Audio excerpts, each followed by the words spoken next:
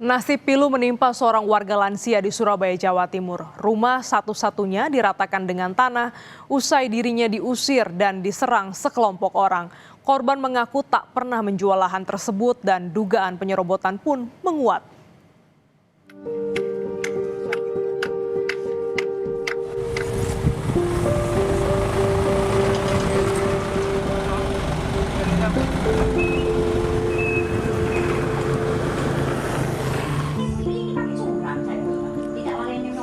Di usia senja, saat seharusnya menikmati ketenangan, seorang nenek di Surabaya justru kehilangan segalanya. Rumah tempatnya berteduh selama belasan tahun diratakan dengan tanah.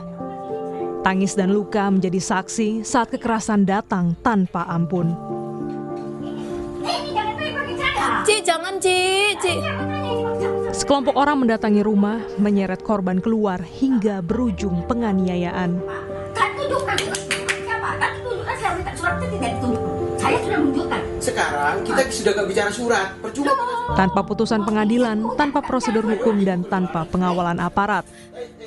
Rumah yang telah menjadi tempat berteduh selama belasan tahun itu kini hanya tinggal puing.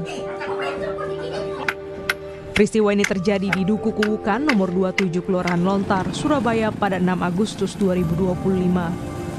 Sekitar 50 orang yang dipimpin pria bernama SML dan YSN datang menyerbu. Mereka memaksa Nenek Elina keluar dengan alasan lahan telah berpindah kepemilikan kepada seorang pria bernama Samuel.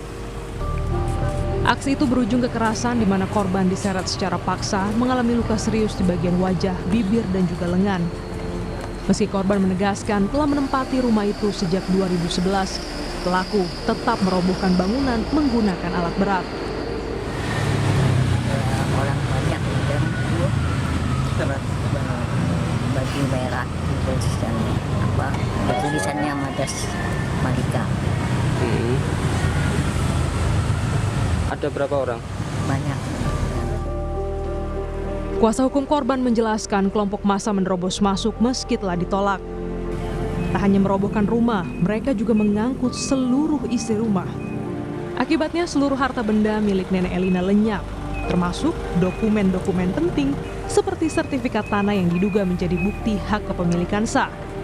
Datang ke rumah nenek tersebut, terus kemudian setelah itu melakukan pengusiran secara paksa. Dengan cara nenek tersebut awalnya ditarik ya Bu, ditarik, terus kemudian diangkat, kemudian dikeluarkan dari rumah. 4 sampai 5 orang ya. Karena si nenek tidak mau keluar pada waktu itu di rumahnya. Atas kejadian ini, korban melaporkan kasus ini ke polisi pada Selasa 23 Desember. Wakil Wali Kota Surabaya, Armuji, melakukan inspeksi mendadak atau sidak terkait kasus viralnya Nenek Elina yang rumahnya dirobohkan secara paksa. Armuji mendatangi rumah Nenek Elina yang telah roboh dan juga berbincang dengan sejumlah perangkat RT dan RW. Melihat salah benarnya. Iya. Kalau Bapak merasa benar, itu kan ada jalurnya proses hukum toh. Iya kan? Kalau Bapak tidak terima, kan bisa proses hukum. Iya. Ada mekanismenya. Nah ini yang dilakukan dengan cara-cara brutal seperti ini. Ini brutal sekali, dikecam seluruh Indonesia, mengecam sampean Pak nanti Pak. Ormasnya itu dikecam. Sa-Indonesia lagi. Kita enggak pakai ormas Pak. Nah itu siapa yang...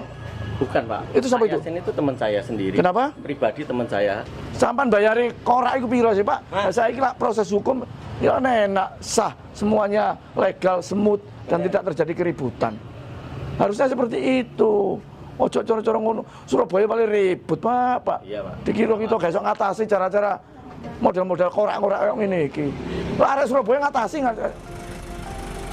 Nenek Elina kini hanya bisa berharap agar hukum benar-benar hadir, memberikan keadilan dan melindungi mereka yang tak berdaya. Tim Liputan Kompas TV.